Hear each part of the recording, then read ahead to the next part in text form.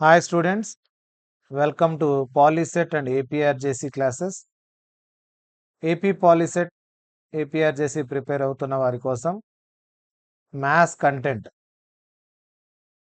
Chapter wise అనేది concept and bits ఎలా solve చేయాలి షార్ట్ కట్ వేలో అండ్ ఈజీగా ఫాస్ట్ వేలో ఎలా చేయాలనేది మనం వీడియోస్ ఒక్కొక్క వీడియోని అప్లోడ్ చేస్తూ వస్తాము. ఈ వీడియోలో మీరు చాప్టర్ 1 రియల్ నంబర్స్ సంబంధించిన కాన్సెప్ట్, దానికి సంబంధించి కొన్ని ఎగ్జాంపుల్స్ మనం ఇప్పుడు ఈ వీడియోలో చూడబోతున్నాం. 10th క్లాస్లోని ఫస్ట్ చాప్టర్ మనకు రియల్ నంబర్స్. సో ఈ రియల్ నంబర్స్ నుంచి కనీసం 3 క్వశ్చన్లు మనకు పాలిసెట్ అండ్ ఏపీఆర్జేసీలో వస్తాయి కాబట్టి రియల్ నంబర్స్ కాన్సెప్ట్ను ముందు తెలుసుకోవాలి. రియల్ నంబర్స్ను ఏ లెటర్తో డినోట్ చేస్తామంటే ఆర్ అనే లెటర్తో డినోట్ చేస్తాం. Real numbers is a combination of rational and irrational numbers. Rational irrational numbers అన్నిటిని కలిపి రాస్తే మనం ఏమంటామంటే రియల్ నంబర్స్ అంటాం. సో ఈ రేషనల్ నంబర్స్ ఏంటివంటే p/q ఫామ్లో రాయగలిగినటివి. p/q ఫామ్లో రాయగలిగినటివి రేషనల్ నంబర్స్. మనం రేషనల్ నంబర్స్ ఎగ్జాంపుల్ చూసినట్లయితే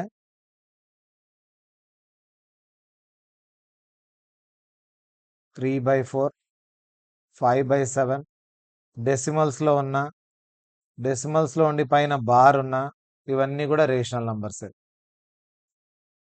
fraction form, non fraction form. Non fraction form అంటే ఇలా 5ను 5/1 రాసుకోవచ్చు. 5 కూడా ఒక రేషనల్ నంబరే. నార్మల్ నంబర్స్ అన్ని rational numbers, fractions rational numbers, decimals rational numbers. డెసిమల్స్లో రిపీటెడ్గా వస్తాయి కదా, రిపీటెడ్ డెసిమల్, అవి కూడా రేషనల్ నంబర్సే అవుతాయి p/q ఫామ్లో ఉండేటివి. ఇక ఇర్రేషనల్ నంబర్స్ ఏంటివి అంటే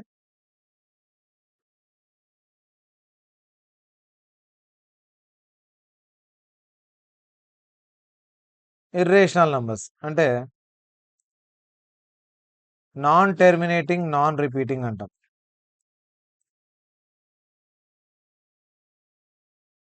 ఏది రిపీట్ కాదు, ఎండ్ కాదు, ఇలా వచ్చేటి ఏమన్నా ఉంటే వాటిని ఏమంటాము ఇర్రేషనల్ నంబర్స్. అంటే నాన్ టెర్మినేటింగ్, ఎండ్ కానివి, అండ్ నాన్ రిపీటింగ్, రిపీటింగ్ కూడా కానివి. ఇటువంటి ఏమన్నా డెసిమల్స్ ఉంటే వాటిని మనం ఏమంటామంటే ఇర్రేషనల్ నంబర్స్ అంటాం. Non terminating, non repeating, repeating or recurring అనొచ్చు. ఇటువంటి ఎగ్జాంపుల్స్ చూసినట్టయితే పైకి ఎగ్జాక్ట్ వాల్యూ లేదు, ఓన్లీ అప్రాక్సిమేట్ వాల్యూ ఉంది. అప్రాక్సిమేట్ వాల్యూ మనకు తెలుసు 22/7 అని, ఎగ్జాక్ట్ వాల్యూ తెలియదు. So pi is a rational number. √2, √3, వీటికి అప్రాక్సిమేట్ వాల్యూసే ఉన్నాయి కానీ ఎగ్జాక్ట్ వాల్యూస్ అనేటివి లేవు. కాబట్టి ఇవన్నీ ఏంటివి ఇర్రేషనల్ నంబర్స్ అవుతాయి. ఇక రేషనల్ నంబర్స్లో ఫ్రాక్షన్ ఉండొచ్చు, నాన్ ఫ్రాక్షన్ ఉండొచ్చు. రేషనల్ నంబర్స్లో ఏమేమి వస్తాయని చూస్తే న్యాచురల్ నంబర్స్ అన్ని హోల్ నంబర్స్ అవుతాయి, హోల్ నంబర్స్ అన్ని ఇంటిజర్స్ అవుతాయి, ఇంటిజర్స్ అన్ని ఏమవుతాయంటే రేషనల్ నంబర్స్ అవుతాయి. న్యాచురల్ నంబర్స్ ఎక్కడి నుంచి స్టార్ట్ అవుతాయి మనకు తెలిసిందే, 1 నుంచి స్టార్ట్ అవుతాయి న్యాచురల్ నంబర్స్. హోల్ నంబర్స్ 0 నుండి స్టార్ట్ అవుతాయి, దీనికి ఎండ్ అంటూ లేదు. ఇంటిజర్స్ ఏమవుతాయంటే 0 ఉంటుంది, +1, -1, +2, -2, అంటే పాజిటివ్స్ నెగిటివ్స్ అన్నీ వస్తాయి 0తో పాటు. ఇవి ఇంటిజర్స్. వీటన్నిటిని కలిపి ఉండేది రేషనల్ నంబర్స్. దాంట్లో ఫ్రాక్షన్స్ కూడా ఉంటాయి. ఇది రియల్ నంబర్ సంబంధించింది. సో రియల్ నంబర్స్ అంటే first natural numbers. Natural numbers అని హోల్ నంబర్స్లో ఉంటాయి, హోల్ నంబర్స్ అని ఇంటిజర్స్లో ఉంటాయి, ఇంటిజర్స్ అని రేషనల్ నంబర్స్లో ఉంటాయి, ఈ రేషనల్ నంబర్స్ అన్ని రియల్ నంబర్స్లో ఉంటాయి. రియల్ నంబర్స్లో రేషనల్ కానివి ఇర్రేషనల్ అవుతాయి. ఇది రియల్ నంబర్ సంబంధించిన ఇంట్రొడక్షన్. ఇక మనకు రియల్ నంబర్స్లో టెక్స్ట్ బుక్లో ఏ కాన్సెప్ట్స్ ఉన్నాయంటే ఫండమెంటల్ థీరం ఉంది. Fundamental theorem on arithmetic. So ఈ థీరం స్టేట్మెంట్ ఏమంటే ఏదన్నా ఒక కాంపోజిట్ నంబర్ తీసుకుంటే, మీకు నచ్చిన ఒక కాంపోజిట్ నంబర్ తీసుకోండి, దాన్ని ప్రైమ్ ఫ్యాక్టర్స్గా రాస్తే ఎన్ని విధాల ప్రైమ్ ఫ్యాక్టర్స్గా రాయొచ్చు అంటే ఒకే ఒక రకంగా రాయొచ్చు అని చెప్పేదే fundamental theorem. So prime factors of a composite number can be written in a unique way. Different వేస్లో రాయలేము, ఒకే వేలో రాయగలము. ఒక ఎగ్జాంపుల్ తీసుకుందాం. 28 అనే కాంపోజిట్ నంబర్కు ప్రైమ్ ఫ్యాక్టర్స్ రాద్దాం. 2 14s, 2 7s. సో 28ను ఎలా రాయగలం అంటే 2 పవర్ 2 7 పవర్ 1 రాయగలం తప్ప ఇంకెలాగూ రాయలేం. వేరే విధంగా రాయాలని మీరు ట్రై చేస్తే 2 14s రాస్తానని 14 అనేది ప్రైమ్ నంబర్ కాకుండా పోతుంది, ప్రైమ్ ఫ్యాక్టర్ కాదు. సో ఖచ్చితంగా ఒక కాంపోజిట్ నంబర్ను ప్రైమ్ ఫ్యాక్టర్స్లోకి రాసుకుంటే అది ఒకే ఒక విధంగా ఫ్యాక్టర్స్ లాగా రాసుకోవచ్చు. ఫ్యాక్టర్స్ మల్టిపుల్ లాగా ఒక వేలోనే రాయొచ్చు, ఇంకా రకరకాలుగా రాయలేము అని చెప్పేదే ఫండమెంటల్ థీరమ్ ఆన్ అర్థమెటిక్.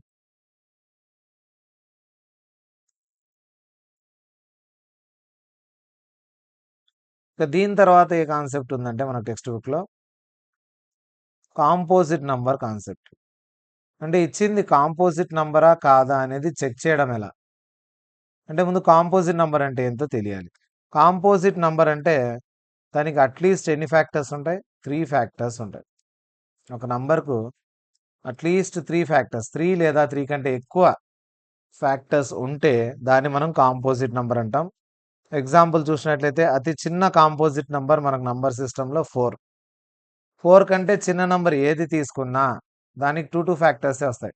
1 టేబుల్తో 3 టేబుల్తో పోతుంది. అదే 4 అయితే 1 టేబుల్తో పోతుంది, 2 టేబుల్తో పోతుంది, 4 టేబుల్తో కూడా పోతుంది. So at least 3 factors or more than 3 factors ఉంటేనే అది కాంపోజిట్ నంబర్. అతి చిన్న కాంపోజిట్ నంబర్ ఏదంటే 4. 6 1 టేబుల్తో, 2 టేబుల్తో, 3 టేబుల్తో, ఇంకా 6 టేబుల్తో కూడా పోతుంది. సో 3 కంటే ఎక్కువే ఉన్నాయి factors. 8 9 10 3 or more than 3 factors ఉండేటివన్నీ కాంపోజిట్ నంబర్స్. మనకు ఎగ్జామ్లో క్వశ్చన్స్ ఎలా ఇస్తాడంటే 2 into 3 into 5 into 7 plus 2 into 11 into 13 ఇది కాంపోజిట్ నంబరా కాదా అని అడుగుతాడు. ఫస్ట్ ఏం చేస్తామంటే ఈ రెండిట్లో కామన్ రెండింటి పక్కన తీసేస్తాం. ఇంకా మిగిలింది 3 5 7, ఇక్కడ రిమైనింగ్ 11 13 17 అంటే 2 ఇంటూ సంథింగ్ ఇది మల్టిప్లై చేస్తే ఒక ఆన్సర్, అండ్ ఇక్కడ వచ్చేది ఏదైనా 1తో మల్టిప్లై కాబట్టి 1. సో 1 2 3 ఫ్యాక్టర్స్ ఉన్నాయి అని రాస్తాం. 3 ఫ్యాక్టర్స్, 3 కంటే ఎక్కువ ఫ్యాక్టర్స్ ఉంటే ఇదేమైపోతుంది? కాంపోజిట్ నంబర్ అవుతుంది. ఈ విధంగా మనం కాంపోజిట్ నంబర్ను చెక్ చేస్తాం. ఇంకా ప్రైమ్ నంబర్ అంటే అందరికీ తెలుసు. ప్రైమ్ నంబర్ అంటే 2 ఫ్యాక్టర్స్ ఉంటాయి. ఆ 2 ఫ్యాక్టర్స్ కూడా ఏంటంటే 1 అండ్ ఇట్ సెల్ఫ్.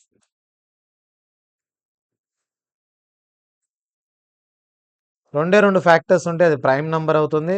ఆ 2 నంబర్స్ కూడా ఏంటివంటే 1 టేబుల్తో పోవాలి, తర్వాత అదే టేబుల్తో పోతుంది. ఇప్పుడు 3 తీసుకున్నాం. 3 అనేది 1 టేబుల్తో మళ్ళీ 3తోనే పోయేది, ఇంకే టేబుల్తో పోదు. సో 3 అనేది ప్రైమ్. స్మాలెస్ట్ ప్రైమ్ ఏదంటే 2. 1 టేబుల్తో 2 టేబుల్తో 2 ఫ్యాక్టర్సే ఉన్నాయి కాబట్టి 2 ఇస్ ద స్మాలెస్ట్ ప్రైమ్. అదే ఇంకా ఏమంటే 2 అనేది ఈవెన్ ప్రైమ్ కూడా అవుతుంది. ఈవెన్ అవుతుంది, ప్రైమ్ అవుతుంది. ఈవెన్ ప్రైమ్ అయ్యే నంబర్ ఒకటి, అదేదంటే 2. 2 ఈవెన్ ప్రైమ్ అయ్యేది 2 అయ్యేది 2 మాత్రమే. 3 అనేది ఓన్లీ ప్రైమ్ అవుతుంది. సో ఇది ప్రైమ్ కాంపోజిట్ సంబంధించింది. దీని తర్వాత మనకి ఏమి ఇచ్చాడంటే కాన్సెప్ట్లో హెచ్సిఎఫ్ అండ్ ఎల్సిఎం సంబంధించిన క్వశ్చన్స్ ఉన్నాయి. సో ఎల్సిఎం ఎలా కనుక్కోవాలో మనకు తెలుసు, చిన్నప్పటి నుంచి చేస్తున్నాం. హెచ్సిఎఫ్ ఎలా తెలుసు? రకరకాల మెథడ్స్ ఉన్నాయి ఎల్సిఎం అండ్ హెచ్సిఎఫ్కు. డివిజన్ మెథడ్ చేయొచ్చు, లేకపోతే నార్మల్ ఫ్యాక్టర్స్ మెథడ్ చేయొచ్చు, ప్రైమ్ ఫ్యాక్టర్స్ మెథడ్ చేయొచ్చు. ఈ విధంగా ఎల్సిఎం అండ్ హెచ్సిఎఫ్ కనుక్కుండేది మనకు తెలుసు. ఒక చిన్న మెథడ్ చూద్దాం, చిన్నప్పుడు చేసిన మెథడ్. 12 15కి ఎల్సిఎం అంటే ఏం చేస్తాం? 2 3 టేబుల్తో పోతాయి కాబట్టి ఇంకా ఎల్సిఎం రాసేస్తాం. 3 4 5 ఇలా ఎల్సిఎం వస్తుంది. ఇంకా హెచ్సిఎఫ్ అంటే చిన్నప్పుడు ఎలా చేసింటాం మనం? 12తో 15ను డివైడ్ చేసుకుంటూ వెళ్ళి రిమైండర్ మళ్ళీ 12 ఇక్కడ దించుకోవాలి. ఇలా రాసుకొని రిమైండర్ 0 వచ్చేంత వరకు చేసి లాస్ట్లో ఏదైతే డివైడ్ చేసిందో దాన్ని హెచ్సిఎఫ్ అంటాం. సో హెచ్సిఎఫ్ 3, ఎల్సిఎం 60 ఈ రెండు వచ్చాయి.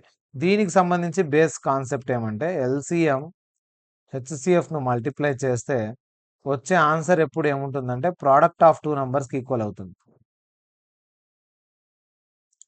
ఇచ్చిన 2 నంబర్ల ప్రోడక్ట్కు ఈక్వల్ అవుతుంది. ఎల్సిఎం చూసుకోండి, ఇక్కడ ఎంత వచ్చిందో మనకు 60, హెచ్సిఎఫ్ 3, ప్రోడక్ట్ ఆఫ్ 2 నంబర్స్ అంటే ఇచ్చిన 2 నంబర్లు 12, 15, 180, 180. ఎస్, ఈ కాన్సెప్ట్ కరెక్ట్. ఈజీగా గుర్తుపెట్టుకోవడానికి LCM into HCF equal to product of 2 numbers. ఆ 2 నంబర్స్ తెలియదు కాబట్టి ఏబి అనుకుందాం ఫార్ములా రాసుకోవడానికి. So LCM into HCF equal to product of 2 numbers. ఈ కాన్సెప్ట్ పైన ప్రాబ్లమ్స్ ఉంటాయి. ఎల్సిఎంని ఇలా అయినా చేయొచ్చు, ఫ్యాక్టర్స్ మెథడ్ అయినా చేయొచ్చు. ఏదైనా ఒక ఎగ్జాంపుల్ తీసుకుందాం. 2 పవర్ 5, 3 పవర్ 2, ఇంకొకటి వచ్చేసి 2 పవర్ 4, 3 పవర్ 3, 5 పవర్ 1. వీటికి ఎల్సిఎం హెచ్సిఎఫ్ ఎలా కనుక్కోవాలని అడిగాడు అనుకోండి ఇటువంటి క్వశ్చన్స్లో. సో ఇటువంటి క్వశ్చన్స్లో మనం ఎల్సిఎం ఎలా చేయాలి? ఎల్సిఎం అన్నప్పుడు హైయెస్ట్ పవర్స్ తీసుకోవాలి. ఎల్సిఎం అన్నప్పుడు ఏం తీసుకోవాలి? Highest power. హెచ్సిఎఫ్ అన్నప్పుడు లీస్ట్ పవర్స్ తీసుకోవాలి.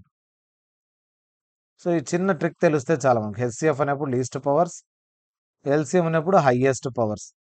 ఒకసారి తీసుకోండి, ఈ రెండిట్లో 2 పవర్లలో హైయెస్ట్ ఏది ఉంది?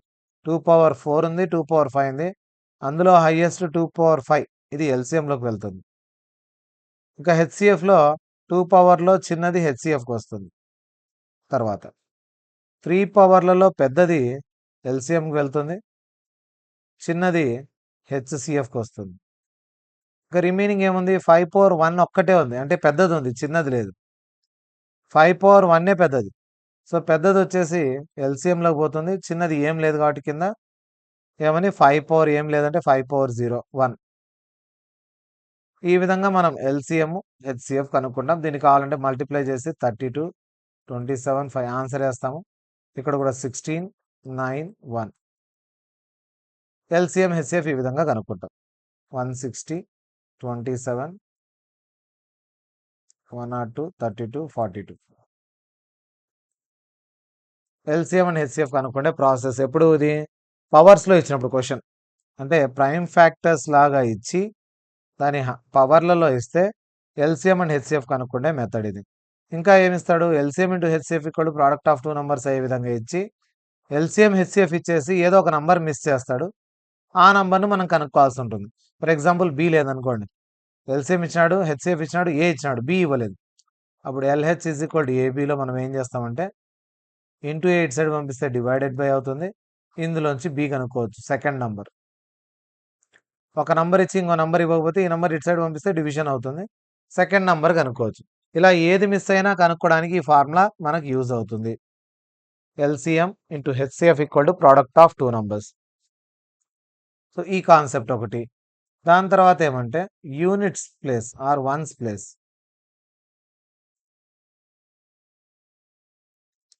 యూనిట్స్ ప్లేస్లో లేదా వన్స్ ప్లేస్లో ఉండే డిజిట్ ఏది అని అడుగుతుంటాడు. యూనిట్స్ ప్లేస్ ఆర్ వన్స్ ప్లేస్లో ఉండే డిజిట్ ఏది అని అడుగుతుంటాడు. సో ఆ డిజిట్ని ఎలా కనుక్కోవాలి? జనరల్గా మనకు టెక్స్ట్ బుక్లో చూసినట్లయితే 6 పవర్ n క్వశ్చన్ ఉంది. 6 పవర్ 1 6, 6 స్క్వేర్ 36. ఇక్కడ 6 పవర్ ఏది చూసినా కూడా 6 ఎండ్ అవుతుంది చూడండి. సో 6 పవర్ n, దీనికి యూనిట్స్ ప్లేస్ ఏమొస్తుందంటే 6 వస్తుంది. సో యూనిట్స్ డిజిట్ 6 పవర్ ఎంత ఉన్నా 6. 6 పవర్లో ఏమన్నా ఉండని 6. ఇటువంటి ఏమున్నాయంటే ఇంకా 5 పవర్ 1, 5 స్క్వేర్, 5 క్యూబ్, ఇవన్నీ గమనిస్తే అన్ని 5లే. అలాగే 5 తర్వాత 1 పవర్ ఎంత ఉన్నా 1. ఇలాంటివి 0 పవర్, చివరిలో 0 ఉండి దాని పవర్ ఎంత ఉన్నా 0నే. సో 0, 1, 5, 6 ఈ నాలుగింటికి ఏ పవర్ ఉంటే అదే వస్తుంది last place, units place same వస్తుంది. మనకుండే డిజిట్స్ 0, 1, 2, 3, 4, 5, 6, 7, 8, 9. ఇందులో 0కు తర్వాత వచ్చేసి 1, 5, 6కు దేనికి అదే వస్తుంది.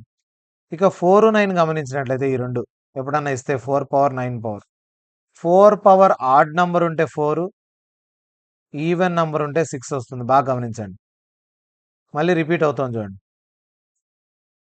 చివర్లో 4, 6, 4, 6 అంటే 4 పవర్ ఏదైనా ఆడ్ నంబర్ ఉంటే 4 వస్తుంది. 4 పవర్ ఏదైనా ఈవెన్ నంబర్ ఉంటే 6 వస్తుంది. ఇది ట్రిక్ అనమాట. 4 పవర్లో ఎంత పెద్ద పవర్ అన్నా ఉండి ఆడ్ నంబర్ ఉంటే 4, ఈవెన్ నంబర్ ఉంటే 6. అలాగే 9 పవర్. 9 పవర్ ఆడ్ నంబర్ అంటే 9 power 1 9. 9 power even number 9 9s are 81. ఇది 9కు రూల్. 4 పవర్ ఆడ్ నంబర్ ఉంటే 4, ఈవెన్ నంబర్ ఉంటే 6. 9 పవర్ ఆడ్ నంబర్ ఉంటే 9 పవర్ 1 9, 9 9s are 81, చివర్లో 1.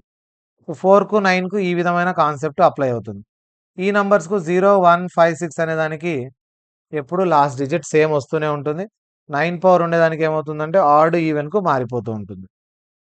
ఇంకా మిగిలినవి ఏమున్నాయి? 2, 3, 7, 8 వీటన్నిటికీ ఒకటే కాన్సెప్ట్, డివైడెడ్ బై 4. పవర్లో ఉండేదాన్ని డివైడెడ్ బై 4 చేసుకోవాలంతే.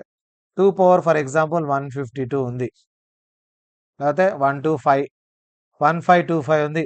దీని యూనిట్స్ డిజిట్ ఏమని అడిగినాడు అనుకోండి. సో 2 పవర్ అన్నిసార్లు మనం చేయడం వీలు కాదు. మనం ఏం చేస్తాం, జస్ట్ 4 టేబుల్తో 1525 డివైడ్ చేస్తాం. ఈ 1525 4 3s are 4 8s are 4 1s are. ఈ రిమైండర్ను మాత్రమే తీసుకుంటాం. దేన్ని తీసుకోవాలి? రిమైండర్. రిమైండర్ను మాత్రం తీసుకుంటాం. సో 2 పవర్ రిమైండర్ ఎంత? 1. So units plus 2. అలా కాకుండా ఇప్పుడు 3 పవర్లో 184 వచ్చింది. 3 పవర్ 184. 184 ఏం చేస్తున్నాం? 4 టేబుల్తో డివైడ్ చేస్తున్నాం. మీరు చెప్పినట్లు రిమైండర్ రాసుకోవాలి కదా సార్ అంటే రిమైండర్ 0 వచ్చింది అనుకోండి. రిమైండర్ ఎప్పుడన్నా 0 వస్తే మళ్ళీ ఏం రాసుకోవాలంటే 4 రాసుకోవాలి. రిమైండర్ 0 వచ్చినప్పుడు ఒకటి ఏం చేయాలి మనం? పవర్లో 4 రాసుకోవాలి. అంటే దీని యూనిట్స్ డిజిట్ ఏమవుతుంది? 3 పవర్, ఇది 4తో పోయింది కాబట్టి 4. 3 పవర్ 4 ఎంత? 81. 81లో యూనిట్స్ ప్లేస్ ఎంత అంటే 1. Answer is 1. 3ను 4 టైమ్స్ చేస్తే 81. సో యూనిట్స్ డిజిట్ 1 అయిపోయింది. అలాగ అన్నీ అంతే. ఇప్పుడు 7 పవర్ 122 ఉంది. 122ను ఫస్ట్ దేంతో డివైడ్ చేసుకోవాలి? 4 టేబుల్తో డివైడ్ చేసుకుంటే రిమైండర్ ఎంత వస్తుంది? 2. సో ఆన్సర్ ఏం చేయాలంటే యూనిట్స్ డిజిట్ కనుక్కోవడానికి 7 పవర్ దీన్ని 4తో డివైడ్ చేస్తే రిమైండర్ 2 కాబట్టి యూనిట్స్ ప్లేస్ మనకి ఈజీగా వచ్చింది. ఇది యూనిట్స్ డిజిట్. 7 స్క్వేర్ 49. 49లో లాస్ట్ డిజిట్ ఎంత అంటే 9. ఈ విధంగా దీన్నంతా మనం ఏం పిలుస్తామంటే సైక్లిసిటీ అని పిలుస్తాం. ఈ విధంగా యూనిట్స్ ప్లేస్ కనుక్కోవచ్చు. మనకు 6 పవర్ ఒక్కటే ఉంది టెక్స్ట్ బుక్లో, వేరేటి కూడా ఇచ్చే అవకాశం ఉంది కాబట్టి ఇవన్నీ చెప్పాను నేను. ఇక number of factors or number of prime factors. Number of prime factors అనగచ్చు, లేదా నంబర్ ఆఫ్ ఫ్యాక్టర్స్ అడగచ్చు. ఈ రెండింటిని ఎలా చేయాలి మనం? ఒక చిన్న ఎగ్జాంపుల్ తీసుకుందాం. 32 దీనికి ప్రైమ్ ఫ్యాక్టర్స్ ఎన్ని అన్నాడు అనుకోండి. 2 16s 2 టేబుల్తో పోతుంది. 2 అనేది ఒక్కటే ప్రైమ్ ఫ్యాక్టర్, దీనికి ఒక్కటే 1 ప్రైమ్ ఫ్యాక్టర్. ప్రతిసారి 2 టేబుల్తోనే పోతుంది 2 అనే ప్రైమ్ నెంబర్తో. ఒకటే ఒక ప్రైమ్ ఫ్యాక్టర్. దీనికి ఫ్యాక్టర్స్ అడిగాడు అనుకోండి, నంబర్ ఆఫ్ ఫ్యాక్టర్స్, అప్పుడు ఎలా చేయాలంటే 32 అంటే ఎంత అంటే 2 పవర్ 1 2 3 4 5. 2 పవర్ 5 కదా. ఇప్పుడు ఏం చేస్తామంటే పవర్లో ఉండేదానికి ఒకటి ఎక్స్ట్రా యాడ్ చేస్తాం. సో ఫ్యాక్టర్స్ ఎన్నైనాయి? 6 ఫ్యాక్టర్స్ అయినాయి. క్లియరా? ప్రైమ్ ఫ్యాక్టర్స్ అంటే ఎన్ని ప్రైమ్ నంబర్లతో పోతుందని, ఫ్యాక్టర్స్ అంటే కనుక్కోవాలి. ఫ్యాక్టర్స్ మామూలుగా 32 1 టేబుల్తో పోతుంది, 2 టేబుల్తో, 4 టేబుల్తో, ఇలా రాసుకోవాలి. చాలా లేట్ అవుతుంది. 16 టేబుల్తో, 32 టేబుల్తో, 1 2 3 4 5 6 ఇలా రాసుకొని 6 ఫ్యాక్టర్స్ అని రాసుకోవాలి. ఇది బాగా లేట్ అవుతుంది కాబట్టి ఈ ప్రాసెస్ చేస్తాం. ఇంకో ఎగ్జాంపుల్ చూద్దాం. 48కు ప్రైమ్ ఫ్యాక్టర్స్, ఫ్యాక్టర్స్ రెండు చూద్దాం. 2 టేబుల్తో పోతుంది, మళ్ళీ 2 టేబుల్తో, 2 టేబుల్తో, 2 టేబుల్తో. సో 48కు ఏం రాసుకోవచ్చు అంటే 2^4 ఇంటూ 3^1 రాసుకోవచ్చు. ఇందులో ప్రైమ్ ఫ్యాక్టర్స్ ఎన్ని ఉన్నాయి అంటే ఎన్ని ప్రైమ్ నంబర్ల పవర్గా రాసాం మనము 2 ఒకటి 3 ఒకటి మొత్తం ఎన్ని 2 2 prime factors. Number of prime factors ఎన్ని 2నే. అవి ఏంటివంటే 2 అండ్ 3 2 3 ప్రైమ్ ఫ్యాక్టర్స్. క్లియరా? 2 ప్రైమ్ ఫ్యాక్టర్స్ ఉన్నాయి. ఆ రెండు ఏంటివంటే ఇవి 2 అనేది ఒకటి 3 అనేది ఒకటి. నంబర్ ఆఫ్ ఫ్యాక్టర్స్ అడిగాడు అనుకోండి. ఇప్పుడు నంబర్ ఆఫ్ ఫ్యాక్టర్స్ అడిగితే ఇందాక చెప్పాను పవర్లో ఉండేటివి ఏవైతే ఉన్నాయో దీనికి ప్రైమ్ నంబర్ పవర్లలో దానికి 1 యాడ్ చేయాలి. ఇక్కడ కూడా 1 యాడ్ చేయాలి. 4 + 1 1 + 1 4 + 1 1 + 1 మల్టిప్లై చేస్తే 10. సో ఎన్ని ఫ్యాక్టర్స్ ఉన్నాయంటే 10 ఫ్యాక్టర్స్ ఉన్నాయి. క్లియరా? నంబర్ ఆఫ్ ప్రైమ్ ఫ్యాక్టర్స్ అయితే 2ఏ కానీ ఫ్యాక్టర్స్ మొత్తం దీనికి ఎన్ని ఉన్నాయంటే 10 ఫ్యాక్టర్స్ ఉన్నాయి. ఓకేనా? అర్థమైంది అది ఎలా అనేది? 5 2s are 10 10 ఫ్యాక్టర్స్. పవర్ను +1 +1 రాసుకొని చేయాలి ప్రైమ్ ఫ్యాక్టర్స్ అంటే. ప్రైమ్ ఫ్యాక్టర్స్ పవర్లో ఏదైతే ఉందో దానికి +1 రాసుకుంటే నంబర్ ఆఫ్ ఫ్యాక్టర్స్ వస్తుంది. కింద ఉండేటి నంబర్లు ఏమున్నాయి ప్రైమ్ నంబర్స్ పోయి అవి మాత్రమే ప్రైమ్ ఫ్యాక్టర్స్ అవుతుంది. ఇది ప్రైమ్ ఫ్యాక్టర్స్ సంబంధించిన కాన్సెప్ట్. ఇంకా చివరగా ఇర్రేషనల్ నంబర్ అని ప్రూవ్ చేసే కాన్సెప్ట్ ఉంది మనకు.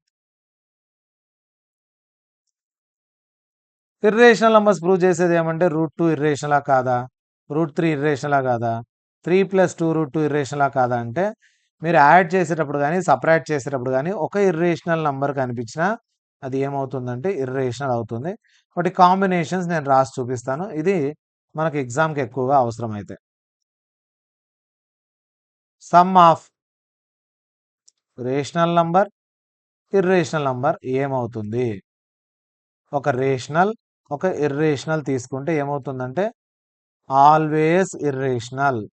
ఇది అసర్షన్ రీజన్లో ఎక్కువగా ఇస్తుంటాడు కాబట్టి జాగ్రత్తగా చూసుకోవాలి. ఒక రేషనల్ను ఒక ఇర్రేషనల్ ఎప్పుడు యాడ్ చేసినా ఎప్పుడు ఇర్రేషనలే వస్తుంది. అలాగే రేషనల్ను ఇర్రేషనల్ను మల్టిప్లై చేసినా ఎప్పుడు ఇర్రేషనలే వస్తుంది. ఇది ఆల్వేస్. సో జాగ్రత్తగా గుర్తుపెట్టుకోవాలి. ఎప్పుడు ఇర్రేషనలే. అలా కాకుండా ఇంకా రేషనల్తో రేషనల్ ఇంటూ రేషనల్ నంబరే, రేషనల్ ప్లస్ రేషనల్ నంబరే. ఇర్రేషనల్ కాన్సెప్ట్ తీసుకుందాం. ఇప్పుడు ఒక ఇర్రేషనల్ నంబర్ను ఇంకో ఇర్రేషనల్ నంబర్కి యాడ్ చేస్తే ఏమవుతుంది? ఇది ఏం కావచ్చు అంటే రేషనల్ కావచ్చు లేదా ఇర్రేషనల్ కావచ్చు. ఎందుకంటే నేను ఒకటి √2 తీసుకున్నా, ఇంకొకటి -√2 తీసుకున్నా. ఈ రెండు యాడ్ చేస్తే 0 అయిపోయి రేషనల్ అయ్యే అవకాశం ఉంది. మిగతా కేసెస్ అన్నిట్లో కూడా ఇర్రేషనల్ అవుతుంది. అంటే ఒక కేసులో మాత్రమే రెండు సేమ్ ఉండి నెగిటివ్ సింబల్ ఉన్నాయి కదా, అటువంటి కేసెస్లో రేషనల్ అవుతుంది. మిగతా కేసెస్ అన్ని ఇర్రేషనల్ అవుతాయి. మల్టిప్లికేషన్ కూడా అంతే,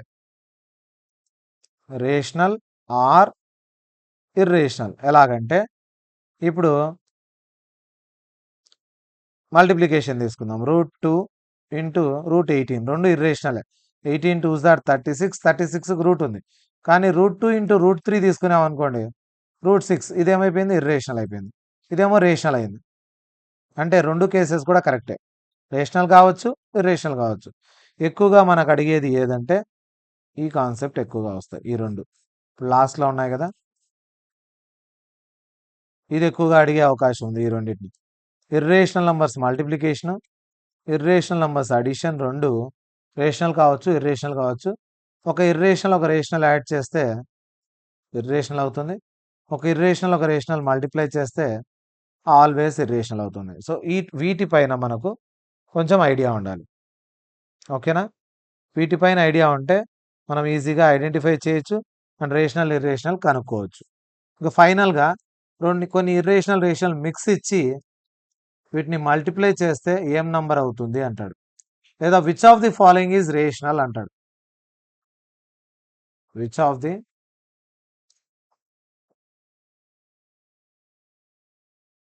ఈజ్ ఇలా అడుగుతాడు. సో ఇది ఫస్ట్ క్వశ్చన్ అనుకుందాం.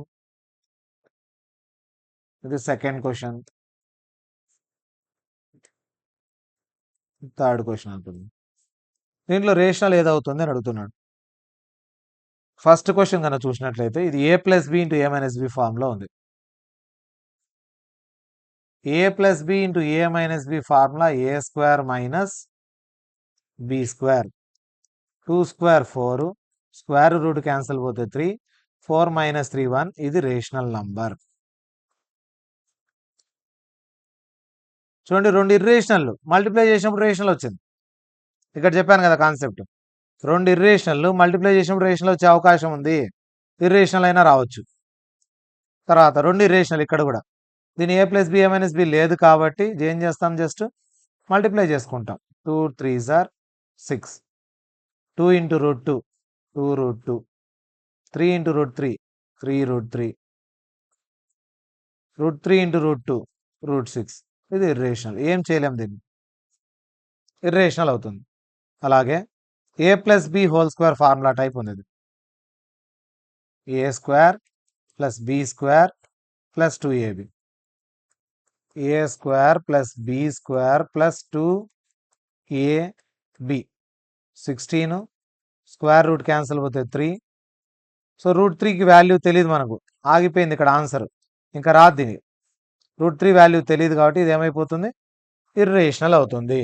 పై ఎప్పుడన్నా అడిగితే చాలా మంది తప్పు రాస్తారు రేషనల్ అని. Pi is an irrational number. Irrational నంబర్ను క్యూ కాంప్లిమెంట్ ఆర్ క్యూ డాష్తో డినోట్ చేస్తాము. పై ఈజ్ ఇర్రేషనల్, రేషనల్ కాదు. 22/7 రేషనల్. మళ్ళీ 22/7 is rational number, but pi is irrational number. జాగ్రత్తగా చూసుకోండి. పై ఏమో ఇర్రేషనల్, పై వాల్యూ ఉండే అప్రాక్సిమేట్ వాల్యూ అది 22/7. కాబట్టి ఇది రియల్ వాల్యూ కాదు, అప్రాక్సిమేట్. ఫ్రాక్షన్ పార్ట్ ఏదైనా రేషనలే. ఆన్సర్ రానిదన్నీ ఇర్రేషనల్. ఎగ్జాక్ట్ ఆన్సర్ లేనిటివన్నీ కూడా ఇర్రేషనల్ నంబర్స్ అవుతాయి. ఇట్లా మల్టిప్లికేషన్ అడిగే అవకాశం ఉంది, లేదా ఇట్లా పవర్స్లో కూడా ఇచ్చే అవకాశం ఉంది. 64 పవర్ 5/6 ఇచ్చాడు అనుకోండి. 64ను పక్కన ఫ్యాక్టర్స్ రాసుకొని prime factors 1 2 3 4 5 6. 2 power 6 whole power 5/6 అవుతుంది. 6 6 క్యాన్సిల్ పోతే 2 పవర్ 5 విచ్ ఇస్ 32. ఇటువంటి క్వశ్చన్స్ కూడా ఏవైనా ఇవ్వచ్చు. ఇప్పుడు చూడండి, 3/4 హోల్ పవర్ -3 ఇచ్చాడు అనుకోండి. దీని మీనింగ్ ఏమంటే 3 పవర్ -3, ఎందుకంటే 9th క్లాస్ బేస్ ఇది. 3 పవర్ -3 4 పవర్ -3 ఇలా రాసుకుండే బదులు డైరెక్ట్గా ఏం చేయొచ్చు అంటే ఫ్రాక్షన్ను మార్చేసి, ఫ్రాక్షన్ రెసిప్రోకల్ చేసి మైనస్ తీసి ప్లస్ పెట్టచ్చు పవర్. అప్పుడు 4³/3³ అవుతుంది. 64 డివైడెడ్ బై 27.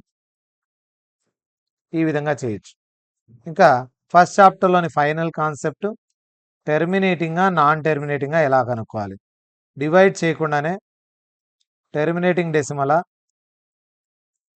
నాన్ టెర్మినేటింగ్ డెసిమలా అనే ఒక ఫ్రాక్షన్ ఎలా కనుక్కోవాలి. ఫర్ ఎగ్జాంపుల్ ఇప్పుడు 23 డివైడెడ్ బై 145 ఉంది. ముందు 23 టేబుల్తో 145 పోతుందా లేదా చెక్ చేసుకోవాలి. పోదు. సో ఈ రెండు క్యాన్సిల్ పోవడం లేదు. ఇది సింప్లెస్ట్ ఫామ్ అని ముందు గుర్తుపట్టాలి. ఫస్ట్ ఏం చేయాలి, ఇది సింప్లెస్ట్ ఫామో లేదో చెక్ చేసుకోవాలి. సింప్లెస్ట్ ఫామ్లో వచ్చిన తర్వాత ఏం చేయాలంటే ఓన్లీ డినామినేటర్ను మాత్రమే తీసుకోవాలి. డినామినేటర్ ఏముంది ఇక్కడ, 145. ఓన్లీ డినామినేటరే. డినామినేటర్ తీసుకొని ప్రైమ్ ఫ్యాక్టర్స్ చేయాలి. ఇది 5 టేబుల్తో పోతుంది. 5 2s are 10, 5 9s are. So 5 into 29. 29 ఏ టేబుల్తో పోదు. మనం డినామినేటర్స్ను ప్రైమ్ ఫ్యాక్టర్స్ రాసిన తర్వాత డినామినేటర్ యొక్క ప్రైమ్ ఫ్యాక్టర్స్ రాస్తే ఆ ప్రైమ్ ఫ్యాక్టర్స్లో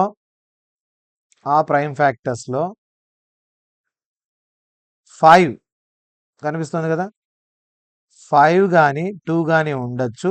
మిగతావి ఏమున్నా కూడా అది ఏం కాదంటే టెర్మినేటింగ్ కాదు. ఏమేమి ఉండొచ్చు, 5 ఉండొచ్చు, 2 ఉండొచ్చు పవర్లో. 5 పవర్ 2 పవర్ ఉండొచ్చు. మిగతా ఏ పవర్స్ ఉన్నా ఇది నాన్ టెర్మినేటింగ్ అవుతుంది. ఏమవుతుంది, ఇది నాన్ టెర్మినేటింగ్.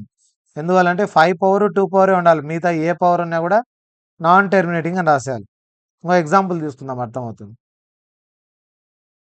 15 divided by 225. ముందు క్యాన్సిల్ పోతుంది కాబట్టి తీసేయాలి. 5 3s are 5 4s 5 5s 3 1s. ఇలా చేయకుండా చేస్తే తప్పు అయిపోతుంది. ఇలా చేసిన తర్వాత డినామినేటర్ తీసుకుంటాం. డినామినేటర్ ఏముంది 15. 15కు ఫ్యాక్టర్స్ 5 కాకుండా 3 వచ్చింది కాబట్టి ఇది నాన్ టెర్మినేటింగ్.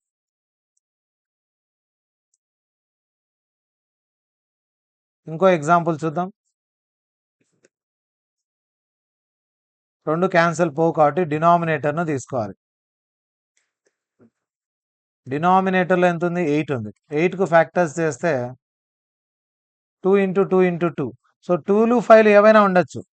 2 పవర్లో ఉండొచ్చు, 5 పవర్లో ఉండొచ్చు, లేదా 2 పవర్ ఒకటే ఉండొచ్చు, 5 పవర్ ఒకటైనా ఉండొచ్చు. ఇలా ఏది కనిపించినా ఇలా పవర్స్లో ఇవన్నీ ఏమవుతాయంటే టెర్మినేటింగ్ డెసిమల్స్, అంటే ఎండ్ అవుతాయి. రిమైండర్ 0 వస్తుంది. ఇప్పుడు ఇది టెర్మినేటింగ్ డెసిమల్ అవుతుంది. 17/8 అనేది టెర్మినేటింగ్ డెసిమల్. సో ఈ విధంగా టెర్మినేటింగ్గా నాన్ టెర్మినేటింగ్గా మనం కనుక్కోవచ్చు. So this is all about real numbers. Real numbers అనే చాప్టర్ ఇంట్రొడక్షన్ ఇది. ప్రాబ్లమ్స్ ఎటువంటి మోడల్స్ వస్తాయి అనేది తర్వాత నెక్స్ట్ సెషన్లో మనం ఏం చేస్తామంటే దీనికి సంబంధించి కొన్ని ప్రాబ్లమ్స్ కూడా ప్రీవియస్ క్వశ్చన్ పేపర్లో వచ్చినవి, తర్వాత డిఫరెంట్ మోడల్ క్వశ్చన్స్ కూడా ప్రాక్టీస్ చేస్తాం మనం.